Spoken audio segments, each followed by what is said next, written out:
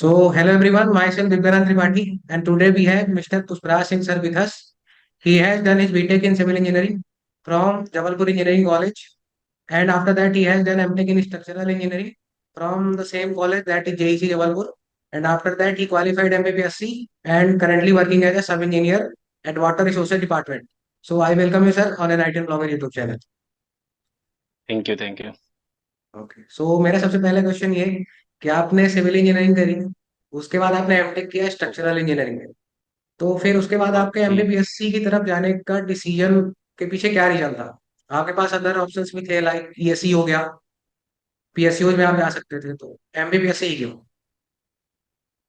Actually क्या है, मुझे जो है ना अपने घर के आसपास रहना ज़्यादा पसंद है। इसलिए मैंने जो यूपीएससी या पीएसयू वगैरह चूज करना प्रेफर नहीं किया। और हम्म। हालांकि स्ट्रक्चर इंजीनियरिंग तो मैंने एज अ मतलब मुझे अच्छा लगता था स्ट्रक्चर इंजीनियरिंग पढ़ना, इसलिए मैंने एमटेक किया। और बीटेक के बाद ही एमपीपीएससी कर सकते, तो मैंने बीटेक के बाद ही अपनी एमपीपीएससी की जर्नी स्टार्ट कर दी थी।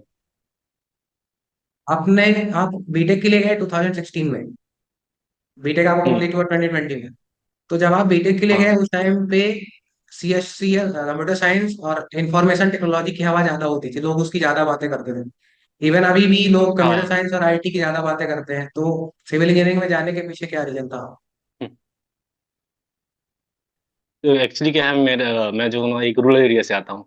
तो यहाँ आज आज भी मतलब जो है गवर्नमेंट जॉब को ज़्यादा प्रेफर किया जाता है। हाँ। और मैंने जो अपने मतलब टीचर्स थे या जो बड़े भैया थे, उनसे सजेशन लिया तो उन्होंने बोला कि सिविल इंजीनियरिंग और मैकेनिकल इंजीनियरिंग ऐसी ब्रांच है जिनमें हाँ। गवर्नमेंट जॉब के ज़्यादा चांसेस रहते हैं।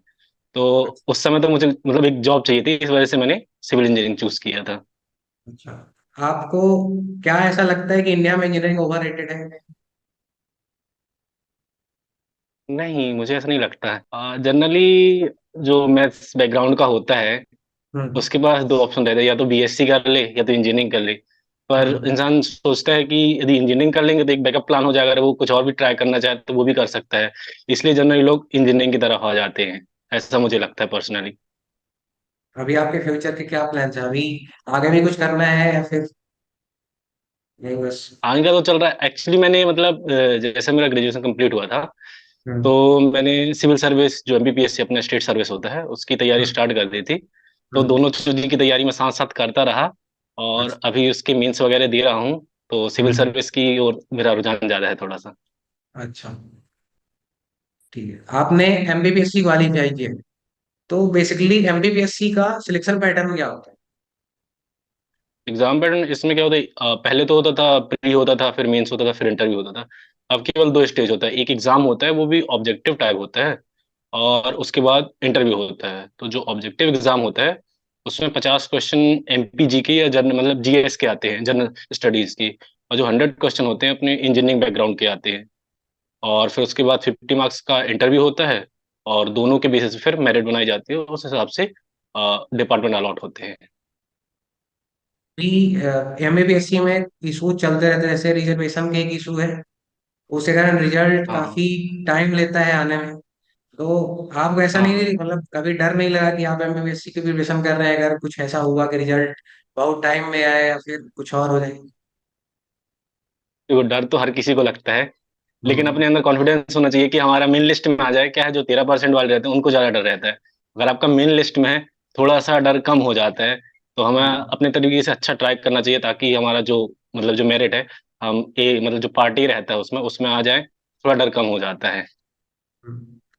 अच्छा, कुछ बच्चों को नॉलेज अच्छा होता है, लेकिन वो इंटरव्यू में जाने के बाद अपना इंटरव्यू खराब इस वजह से कर देते हैं कि नर्वसनेस काफी ज्यादा आ जाती है उनके अंदर, एनजाइटी काफी हो जाती हाँ। है उनकी, उसके वजह से उनका इंटरव्यू खराब हो जाता है। तो उसको दूर करने के लिए या उससे याद पाने के लिए क्या कर सकते हैं लोग? देखिए, एक्चुअली मैं इसको अपने मतलब इंटरव्यू के जो एक्सपीरियंस रहा उसके द्वारा बताना चाहूंगा। एक्चुअली मैंने इससे पहले जो सिविल सर्विस का था 2020 का, उसका इंटरव्यू दिया था। तो हम्म। मेरे अंदर थोड़ा डर कम था, एक बार देने के बाद हो जाता है कि हाँ ऐसा माहौल है। तो हम्म। सेकेंड टाइम जब मैं इंटरव्यू देने गया था, तो वहां जब हॉल में बैठा था, तो शुरू में तो डर नहीं लग रहा था। फिर धीरे धीरे जैसे मतलब टर्म्स आने लगता है कि अब आने वाला है आने वाला है, जब वहां बाहर जाके बैठा लेते हैं तब मेरी हार्ट बीट बहुत ज्यादा बढ़ गई थी। लग रहा था अब क्या होगा अब क्या होगा। हम्म। लेकिन जब हम अंदर जाते हैं ना जैसे, तो बहुत फ्रैंक माहौल होता है, मतलब वो सपोर्टिव नेचर के होते हैं। कई बार अगर आपसे आंसर नहीं भी बन रहे हैं तो भी वो आपको हिंट देते हैं कि आप आंसर करो, और मतलब ऐसा नहीं है कि वो डरा रहे हैं, वो आपको सेलेक्ट करने के लिए बैठे रहते हैं। तो जो घबराते हैं ना कि कैसे होंगे वो टीचर होंगे, कैसा क्वेश्चन करेंगे, तो ऐसा कुछ नहीं है, वहाँ अच्छा फ्रेंडली माहौल होता है। तो यदि ये सोच के जाओगे तो आप इंटरव्यू में अच्छा कर पाओगे, जो एंजाइटी वगैरह होती है वो कम हो जाएगी इसकी। और इसके लिए मॉक इंटरव्यू वगैरह दिया जा सकता है, जिससे थोड़ा सा कॉन्फिडेंस आता है बोलने में, कैसे बोलना है, क्या बोलना है, तो ऐसा किया जा सकता है। अच्छा, किसी भी एग्जाम की प्रिपरेशन के ड्यूरिंग में कुछ मेन एलिमेंट्स होते हैं, जैसे हम्म। हो गया टाइम मैनेजमेंट, हो गया कंसिस्टेंसी मेंटेन करना, हो गया प्रैक्टिस, हो गई। हम्म। तो ये सारी चीजें हाँ, एक स्टूडेंट कैसे मैनेज कर सकता देखो तीन चीज जो आपने बोली बिल्कुल सही बोली, कि एक तो टाइम मैनेजमेंट, है? कंसिस्टेंसी और प्रैक्टिस। हाँ। तो टाइम मैनेजमेंट का ऐसा है कि आपको अपने स्लॉट बांट लेना चाहिए कि मुझे हम्म, इतने दिन में इतना करना है। हालांकि हम्म, अपन वैसा तो नहीं बना सकते कि जैसे लोग, बहुत से लोग बोल देते हैं कि टाइम टेबल बना लीजिए, कितने घंटे आपको ये पढ़ना है, 1 घंटे ये पढ़ना है। तो मेरा ऐसा रहता है कि मैं एक लगभग लमसम बना लेते हैं कि इतने दिन में ये सब्जेक्ट खत्म करना है या इतने घंटे में करना है। तो उस हिसाब से टाइम मैनेज हो जाता है, और जो अपनी अदर एक्टिविटी है उसके लिए भी थोड़ा सा टाइम देना चाहिए, क्योंकि कंटिन्यू पढ़ाई भी नहीं हो पाती। हर व्यक्ति मतलब एक लिमिटेड समय तक के लिए फोकस कर सकता है। हम्म, और कंसिस्टेंसी के लिए यही है कि डिस्ट्रैक्शन सबसे बड़ा जो आजकल मोबाइल है, इसकी वजह हाँ। से, और कुछ फंक्शन वगैरह आ जाते हैं, मतलब फैमिली फंक्शन रहते हैं, तो उसमें थोड़ा मतलब मेरे हिसाब से तो पर्सनली मैं इन्वॉल्व हो लेता हूँ। उस पर बस रिग्रेट नहीं करना चाहिए कि यार मैंने ये फंक्शन अटेंड कर लिया, मेरा समय वेस्ट हो गया। उस वजह से हम उसी उसी को सोचते रहते हैं और फिर पढ़ाई नहीं कर पाते। तो मैं तो हंसी खुशी उसको अटेंड कर लेता हूँ, और उसके बाद फिर कंसिस्टेंसी लग जाओ कि नहीं अब कम समय में ज्यादा करना है। तो इस तरीके से मैं इस चीज को मेंटेन कर लेता हूँ। अभी जो सबसे बड़ा फैक्टर होता है टाइम मैनेजमेंट, उसमें सबसे ज्यादा बच्चों का हाँ। टाइम खराब होता है सोशल मीडिया प्लेटफॉर्म से। आजकल हाँ, पता नहीं कैसे कैसे रील बनने लगी हैं, या फिर अदर प्लेटफॉर्म्स हैं जिन पे ज्यादा टाइम वेस्ट हो रहा है। तो इनसे कैसे एक स्टूडेंट बच सकते हैं? क्या क्या वेज हो सकते हैं जिनसे एक स्टूडेंट बच सकते हैं? देखो जो मैंने पर्सनली अपनाया है मैं उसको बताऊंगा। तो हम्म, देखो बाकी टाइम तो जब नॉर्मल टाइम रहता है तब मैं यूज करता हूँ बाकी चीजें, पर जैसे एग्जाम ज्यादा पास आ जाता है तो मैं जनरली क्या करता हूँ, उस ऐप को ही अनइंस्टॉल कर देता हूँ। जैसे इंस्टाग्राम, व्हाट्सअप तो रखना रहता है क्योंकि वो तो हाँ। जरूरी है आजकल, नीड हो गई है।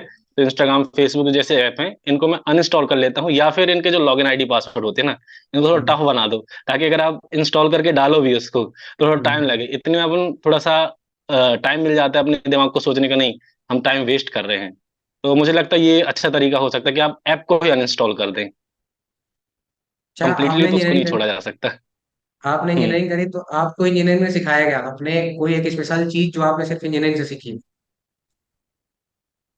मुझे तो लगता है अधिकतर इंजीनियर जो है जो एक बेसिक चीज सीखते हैं, एक तो स्ट्रेस मैनेजमेंट, हम्म, और कम रिसोर्स में किसी चीज को अच्छे तरीके से कैसे परफॉर्म कर सकते हैं। ये दो चीजें जो मैंने स्पेशली इंजीनियरिंग से सीखी है। मैंने देखा है कि बहुत से लोग जो, मैं ये नहीं बोल रहा कि आर्ट या साइंस बैकग्राउंड के लोग थोड़ा सा वो रहते हैं, पर इंजीनियर्स जानते हो आप कि एक रात में पूरा सिलेबस खत्म करना, या फिर कम समय में बहुत सारी चीजें करना रहता है। तो स्ट्रेस मैनेजमेंट मैंने जरूर इंजीनियरिंग से सीखा है, जो मुझे काफी हेल्पफुल हुआ है। अच्छा, तो अभी जो स्टूडेंट या एमपीपीएससी या फिर किसी भी एग्जाम की प्रिपरेशन कर रहे हैं, तो उसके लिए आपके हम्म। क्या सजेशन रहेंगे कि वो उसे क्या क्या जरूर फॉलो करना चाहिए? पहली चीज तो प्रीवियस ईयर क्वेश्चन देखना बहुत जरूरी है कि एग्जाम की डिमांड क्या है, क्योंकि मैंने बहुत से लोग देखे हैं बस तैयारी करने लग जाते हैं, ये नहीं देखते कि एग्जाम क्या पूछ रहा है।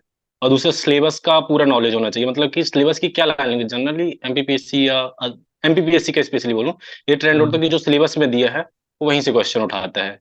तो एक हम्म। प्रीवियस ईयर क्वेश्चन, दूसरा क्या बोलते हैं, अपना सिलेबस अच्छे से उसको समझ लो कि क्या है सिलेबस, और तीसरा प्रैक्टिस। ये तीन चीज यदि करेंगे तो मुझे लगता है कि एग्जाम निकालना थोड़ा सा इजी हो जाएगा। क्या कोई और चीज जो आपको लगता है कि मैं मुझसे छूट गई और आप बताना चाहते हो हमारे ऑडियंस को, तो आप बता सकते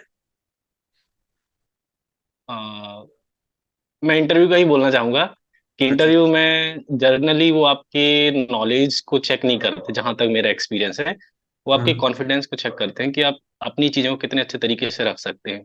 क्योंकि हम्म, आप एक मतलब पब्लिक सर्वेंट बनना चाहते हैं, आप इंजीनियरिंग सर्विस में चाहे या पब्लिक वो हमारे जो सिविल सर्विस है, किसी में जाए आपको डील पब्लिक से करना है। तो वो हम्म, चेक करते हैं क्या आपका कम्युनिकेशन अच्छा है, कि आप जो सरकार की योजना है उनको पब्लिक तक पहुंचा पाएंगे या नहीं पहुंचा पाएंगे, उनको अच्छे से डील कर पाएंगे नहीं कर पाएंगे। तो वो जनरल कॉन्फिडेंस और थोड़ा बहुत नॉलेज तो होना ही चाहिए, क्योंकि पर्सनैलिटी का पार्ट ही होता है। अगर आपके पास नॉलेज नहीं है तो आप किसी से कैसे अच्छे से कम्युनिकेट कर सकेंगे। हम्म, तो अगर इंटरव्यू के लिए बोलूं तो कॉन्फिडेंस से हम्म, जाइए, वो आपको हम्म। सपोर्ट करेंगे। और यही चीज मैं बोलना चाहूंगा अभी तो। Okay. So at last, I am so thankful, Deep, that you have given us your precious time and so many well wishes from our side for your bright future. So thank you so much. Okay, thank you. Thank you.